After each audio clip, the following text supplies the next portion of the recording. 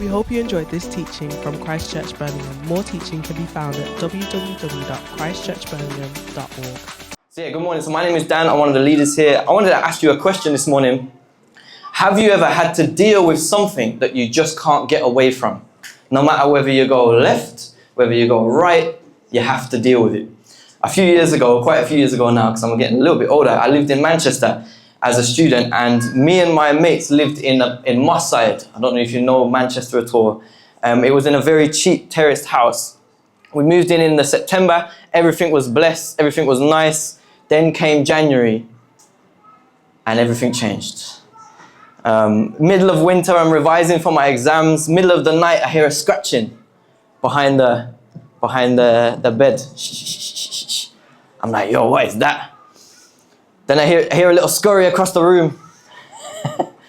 Middle of the night, I turn my phone torch on and I see a shadow of a mouse run past. That night, I didn't sleep at all. I'm not used to mice. I'm not used to it.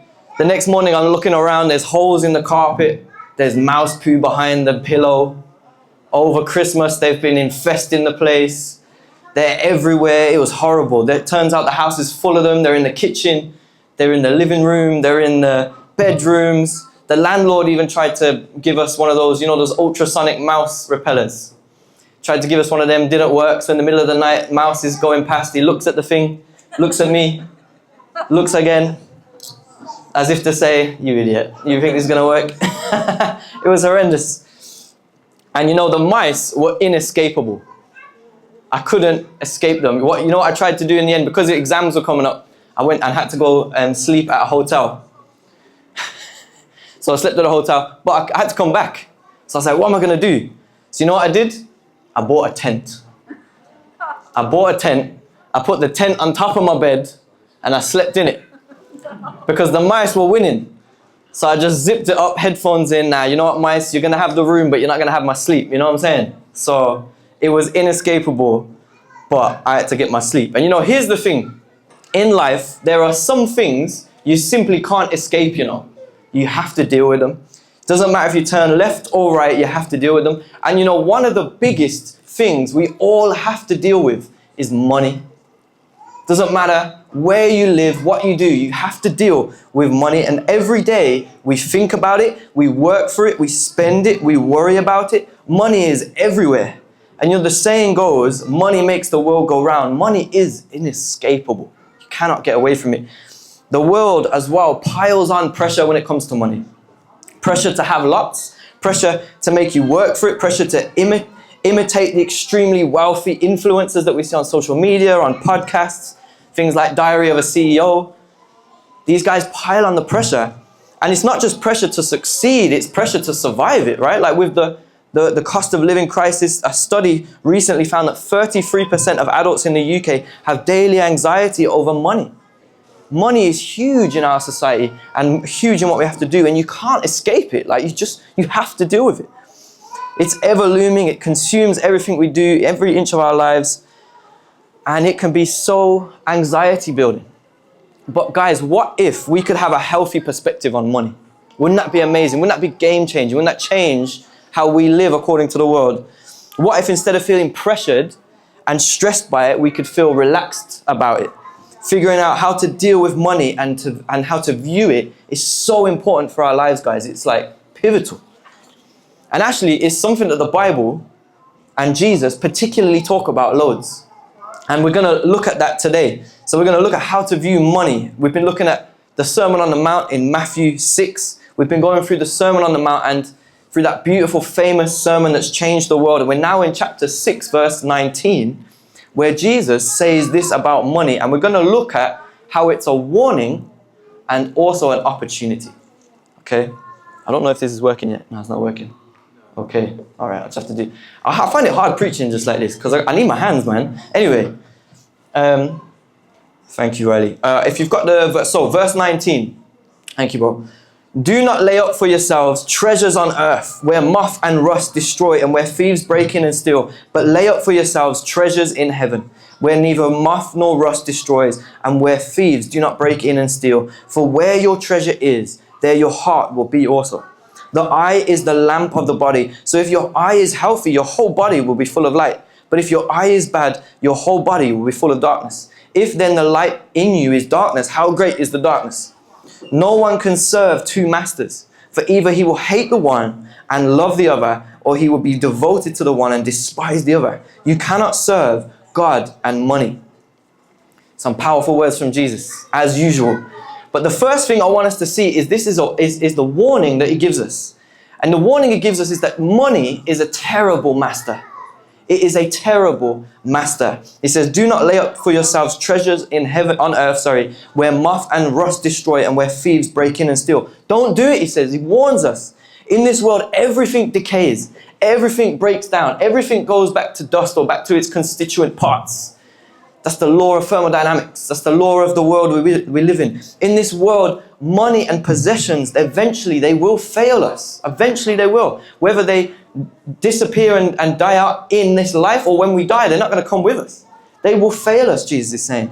And if, so with our kids, we've got, what's been amazing is we've been able to keep the toys that I had as a kid and use them for our kids, which is quite cute. So you see them playing with toys like we used to play with, like I used to play with Thomas the Tank Engine. Big up Thomas every time, yeah? And yeah, so they're playing with them. But you know what? It's kind of sad because they're a little bit more broken now, and they're fading away. And the reality is they'll probably mash them up. And the things we once treasured, they will go. They will disappear. They will go. Have you guys ever put something in the loft that you treasure and then you come back and water damage or it's gone moldy and then you've got to throw it out? This is the world we live in. So Jesus warns us, don't store up those things. Don't store them. Don't do it. And more than that, he says, don't continue to store them up one after the other. It's like the image he's giving is like of packing things away.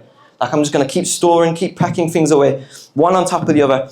And this gets to another danger he kind of gets to, which is that money and possessions, they don't satisfy us. We talked about satisfaction. Gino mentioned it this morning. These things don't satisfy us. No matter how many things you have, you're always going to want more, You're always going to want more. In Ecclesiastes, it says this, he who loves money will not be satisfied with money, nor he who loves wealth with his income. This also is a vanity. Have you guys ever heard of a guy called John Rockefeller? See, he was the wealthiest man in the 19th century. I think he was oil.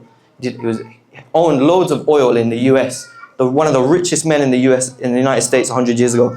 And when someone asked him how much money was enough, he famously said, just a little bit more. Which is mad, right? And there was an interview recently with Will Smith. Do people know Will Smith, the actor? And he was talking about all the things he's had, all the things he's done, amazing things. And he said this, I wish everybody could have everything they want to see it doesn't satisfy. We always want more. And it's never enough. We even have a thing called retail therapy, innit? Anybody like some retail therapy? You ever heard of that? Where actually to make myself feel better, I'm going to go and buy things. When you go shopping, do you do it to make yourself feel better? This is that dissatisfaction we have, always wanting more. I feel like Amazon have got this down to a T. Right? They know how to make you want just a little bit more. And it feels good, right? Like when you've got that package on its way, it feels good. And it comes out, right? Even though you know what's coming. It's not a surprise, but somehow there's something in us that wants something more and more. But Jesus says, don't lay up treasures on earth that don't satisfy.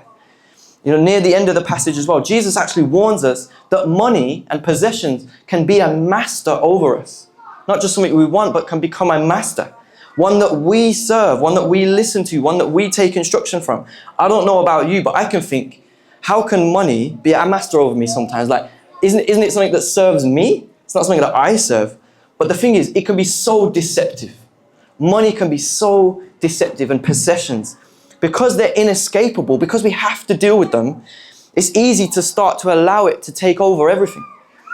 We have to use money, we have to. Like, money is not in itself bad, but it can become something in our heart that just takes over.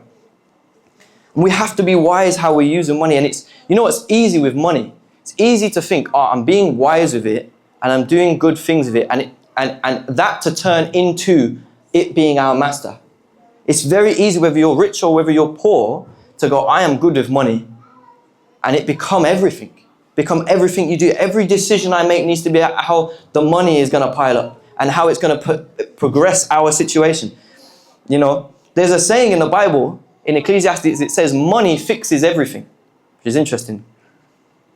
And it's kind of sarcastic because money can fix lots and lots of problems, right? But it can't fix everything. Money in itself is not a problem, but it cannot fix everything. And it's so easy, guys, to slip from money as a helpful tool to it becoming the only solution to everything in the world. I know guys where they're like, if I just get this, everything's blessed. And it's just not the case. To trust in money for everything rather than God. Do you see how it's easy to go from trusting in God to trusting in money? And it can take our faith away. So easy. There's a famous hip hop song called CREAM, Cream, and it goes, cash rules everything around me. Money, dollar, dollar bills, y'all. Anyway, and that's how we can live. That cash rules everything around me. That's how we can live. In our neighborhood, people are in desperate need. Desperate need. It's very seductive to live by that saying in order to get out of it. Very easy to go from that. And even if you're rich, it's easy to mask wisdom for love of money. Oh, I don't love money, I'm just good at it. Actually, it's really easy to deceive yourselves. So recently, I've been putting money into stocks and shares. Just little bits. Because it's for the kids. Because it's a long-term investment. Be careful in that. I'm not necessarily advising it for you, all right? But in 15 years, they're going to take that money out. So it's a good investment for now. And it's been eating me up. It's been taking all of my time. It's been taking, not all of my time, it's been taking all my heart. Every day I've been having to look at it. Because I'm interested in how it's doing. But it doesn't really matter. Because I know in 15 years they're going to take it out. I'm not going to take it out now. But it's so easy to go from wisdom in money to it's taken up all of my heart, all of my time, all of my thoughts. Do you see that? And it's gone from wisdom with money to love of money. So this week I had to cut it off. I'm not going to look at it. I was like, I wanted to look at it yesterday. I'm not going to look at it. In 1 Timothy, Paul says this. He says, those who want to get rich fall into temptation and a trap, and into many foolish and harmful desires that plunge people into ruin and destruction. For the love of money is a root of all kinds of evil. Some people eager for money have wandered from the faith and pierced themselves with many griefs. Whoa, that's what Jesus is saying here. Money is a terrible master. It doesn't satisfy, it fails, it will deceive you, and it will take over your life and bring you into all sorts of evil that you didn't expect. So guys, don't let it become your master. I'm pleading with you. I'm pleading with myself as well. This is a daily struggle we all have to deal with. It will deceive and trap us, plunge us into something else, and it will take faith away from God into faith into it. And you know, tragically, we see some churches that have switched out God for the love of money. And it's led to all sorts of destruction. Churches in our own neighborhood. Churches that have been on the BBC because of their deception and their destruction of people's lives. And so Jesus warns us, guys. He warns us, don't serve that monster of a master. Don't serve it. But instead he says this. He says, lay up for yourselves treasure in heaven, where neither moth nor rust destroys and where thieves do not break in and steal. So Jesus gives us a warning, but he proposes an opportunity. An opportunity. Go after what will not fail, what will satisfy, and what will last forever. And the question is how, right? Like, okay, so you talked about this treasure in heaven, Jesus, but okay, how? And the key is actually in the middle of this passage. There was a bit in the passage which is a bit confusing on the face of it. I don't know if you caught it. And Jesus says, lay up for yourselves treasures in heaven where neither moth nor rust destroys, where thieves do not break in and steal, for where your treasure is, there your heart is. And then he says this, the eye is the lamp of the body. So if your eye is healthy, your whole body will be full of light. And if your eye is bad, your whole body will be full of darkness. If then the light in you is darkness, how great is the darkness? Like, what does that mean? Like, that's a bit of a confusing one. Maybe it's just me. The eye is the lamp of the body. If the eye is good, the body is full of light. If the eye is bad, the body is full of darkness. And you might well think, or maybe Jesus is on about vision. Like, if my vision is good, then the body is good. And if my vision is bad, then the body's bad. And that sounds reasonable. But actually, there's something else going on here that's a little bit tricky for us. Because, and you see, in Jewish culture, in the Hebrew language, there's a saying for being generous, which is literally good eye. And there's a saying for being stingy, which is bad eye. So if someone was going to go around the neighborhood and say, hey, can anyone be generous? Can anyone donate to this cause? They would say something like, can you give with your good eye? Okay. So this makes loads of sense here, that Jesus is saying, if your eye is good, if you are generous, your whole body will be full of light. It makes sense in the context of what we're talking about, because we're talking about money. And it also talks about how you give treasure in heaven, how you get treasure in heaven. By having a good eye and being generous, you will gain treasure in heaven. This also matches up with lots of other times when Jesus tells people, give away your possessions and gain treasure in heaven. He says to a rich young man, give up everything you have, come follow me, gain treasure in heaven. So it matches up. It's a really interesting thing. So it's really important sometimes, guys, that we learn about Jewish culture so we can understand the Bible more. So Jesus is saying that. So how do we lay up treasures in heaven? By being generous, having a good eye, giving to the poor, giving to the needy. And this is what's fascinating. Jesus proposes an opportunity to use the very thing that could bring master over us and mess us up. We can use that to create, to build to something better. That's amazing. The thing, it's not just ignore it and try to get away from it. It's now use that for something better. Use that for something better. So later in Matthew, Jesus says, sell all your possessions, give to the needy, provide yourselves with money bags that don't grow old, with a treasure in the heavens that does not fail, where no thief approaches and no moth destroys. So here Jesus is saying, if you're generous, your whole body will be full of light. And if you're stingy, you'll be full of darkness. So how do we lay up treasures in heaven? We be generous. We have a good eye. Money, guys, is a terrible master, but it's a powerful tool to invest in eternity.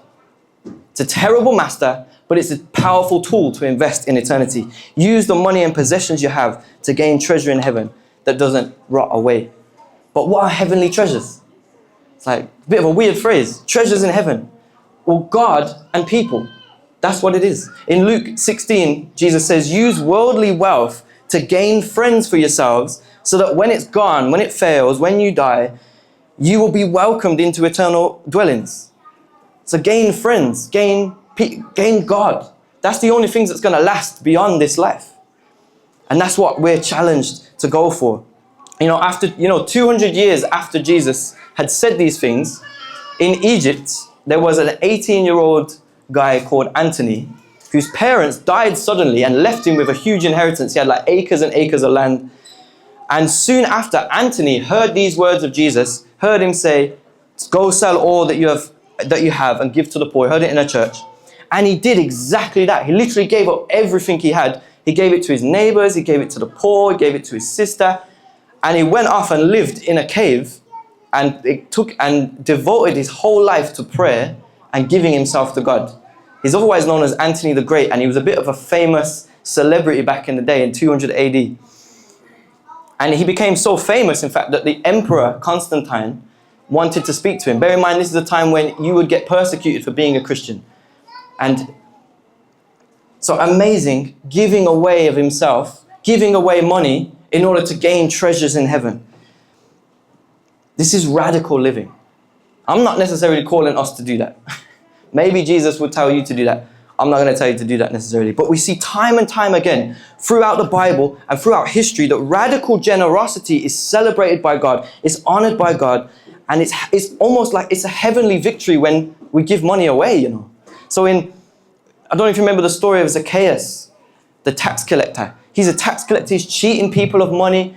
He's trying to take a bit more than he should so that he can have some for himself. And then Jesus meets him and he says, wow, I'm going to give away half of my money and I'm going to give 4 times back to the people that I've cheated on. And Jesus says, today salvation has come to this house. It's like a heavenly victory because this man has given away, and he's swapped the love of money for the love of God. He stopped idolizing money and he started going, God, you're my God. And that's meant something physical has happened in that he's giving money away now, right? So the question is, guys, what kind of generosity do we have? Do you have? How are we investing in eternity? How are you investing in eternity? What is it that you're doing? Many people give spontaneously, sporadically, and sparingly. They only give when they have a surplus. They only give when they've got an excess. They only when they're in a good season or when they have a bonus. And then usually they only give a little bit, and it like little 20, little 10, little 5. But investing, even in this world, if you want to invest in anything, you've got to do it regularly, intentionally, little bit at a time, pushing into it, regular. If you don't, like if you're going to get a house, if you're going to go on holiday, if you're going to do anything that costs money, it makes sense to be intentional about it and think, okay, how am I going to afford this? How am I going to get it? And it's almost always regular, consistent intentionality.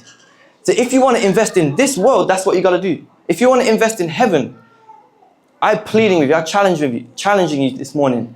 Invest regularly. Be intentional about where you're going and what you're doing. You have to. It's so easy to be spontaneous, sporadic, and sparing. And it doesn't matter how much you have or how little you have, you know. Even a small, regular investment is going to get you somewhere. If you don't do anything, how are you going to get there? You know, Jesus said, one who is faithful in very little will be faithful in a lot. And that's the challenge for us. It's hard. It's not easy. But that is the challenge Jesus brings us this morning through his word. And when we give, when we push out, there is victory in heaven, you know. You know, maybe for some of us, a challenge might be to give 10% of what we own, of what we have, or what the income is. Maybe that's the bar for now. Maybe that's a good place. Generally, the Bible talks about 10%. Sometimes people give 50%, like Zacchaeus. Sometimes people give 100%. I mean, but 10% is a good target to reach. So in our world, guys, that is radical, you know. That is radical. Because most people ain't investing in eternity. Most people are investing in their house, in their family, in their cars. And that's all good. Like, we need to do those things. But there is more to come. There is so much more out there that God wants us to invest in. And that's making God the master of our lives, you know. That's making God, like if I'm married to Fallon, and if I love her and don't invest in our relationship, if I don't invest literally with money, then what does that say about me? That says I'm not really on it. That says I'm stingy. That says I don't really want this thing, right? And God calls us to, hey, come be free of money and come be with me. Come in my lane, okay? So guys, money is a terrible master, but our God is a wonderful master, you know. He is so good. Money doesn't satisfy, it fades away, it deceives, it holds no promises to us. Like, you can go after it and there's no promise you're gonna get it. It deceives us. Money says, worship me as God, and you might get to a functional heaven of having bare money or financial freedom, but there's no guarantee. But our God satisfies us. He satisfies the deepest longings of our heart. He gives us promises. He doesn't fade away. He lasts forever. In Psalm 16, it says, you make known to me the path of life. You will fill me with joy in your presence, with eternal pleasures at your right hand. He doesn't deceive us. He doesn't trap us. He doesn't try to claw us in. He's a good father who goes, hey, come on, come be with me. This is where the real life is. And he runs towards, you know, he is a great father who runs to us with open arms, right?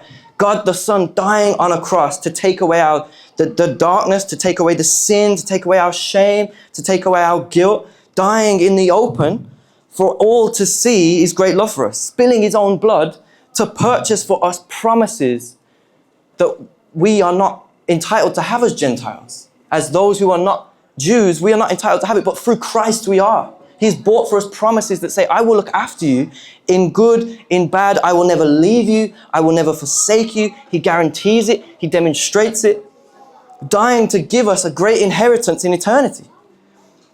He is a wonderful master who invested everything for our eternity. He invested everything for us to go up there. And we're not even thinking about it sometimes. He is a great master, and he himself is the great treasure. He is the great treasure. What earthly possession could ever come close to him, man? All we have has to be used to gain him. All we have. You know, in Philippians, Paul said, I count everything as loss because of the surpassing worth of knowing Christ Jesus, my Lord. Everything is loss. All that I have pales in comparison. The money I have, the possessions I have, the house I have, the car I have, the clothes I have, the wife I have, the kids I have, Nothing pales in comparison to him. Nothing does. Nothing does. And here's the thing. Is that the case for you this morning? Is that the case for you this morning? Jesus said, where your treasure is, there your heart will be also. Guys, what is your treasure? What is your treasure? If you're not sure, look where your heart is. If you're not sure, look where your bank account goes to. If you're not sure, look where your time goes to. There you will find where your heart is. What do you spend more money on unnecessarily than anything else? When you go home later today, I want you to look around your house and look at the possessions you got and go and see what you have. Sometimes it's hard to see because we can get used to it. But try and, ask Jesus to unveil your eyes to the things you have in your house that you don't need and you got a lot of. What are you storing up? What are you buying loads of? This is so vital to figure out. You might think, it's just a little thing. It's not, because it hits your heart. Where your treasure is, there's your heart. King Charles is technically our king, right? But really, the prime minister actually runs the show, right? And it can be the same way with us in our lives. We can say Jesus is king, but then serve another master, And that's the danger. That's the big danger Jesus is calling us to think about. And if I'm honest with myself, it's so easy for my heart to sway and to serve possessions and money as master. It's so easy. We live in a highly materialistic world where everything is about what you can get and what you can store up. And I'm a spreadsheet guy. Like, I did physics, man. I did maths. So I like a tight budget. I'm stingy naturally. I'm like, it's got to be A plus B and then no more money on that. That's the way I am. And I love buying things. Like, I love Amazon, man. Like, I hate Amazon because it's got a monopoly, but it's also amazing. Like, you just buy a thing and it's just, ooh, it's coming. But that's not going to satisfy me. And what I've learned over the years? I have to be more relaxed about money. I have to be. I have to give regularly. I have to think long term. I have to think about investing in Jesus. And God has been so good in my heart. And I've still got a long way to go, man. There's some beautiful people here are way more generous than me. And I've got a lot to learn from them. But the reality is, God has changed my heart to go, hey, don't be stingy. Relax, man. This money comes and goes, bro. Like, you know what I'm saying? Life is short. The newest iPhone don't matter that much. They ain't that different anyway. What matters is me. God is a better master. And I can definitely testify to that. I know people who have chased riches so much. And it's put them in destruction. It's put them in bondage. It's put them in slavery. I know people who have given up ridiculous amounts. And I look to them and go, wow, that's the level. And they've gained invaluable treasure that money can't buy. Guys, money is a terrible master. But it's a powerful tool to invest in eternity. Amen? Come, why don't we stand? Let's pray. This one was a deep one. This one was a tough one. Come, band, I don't know if you can come back. What's the time?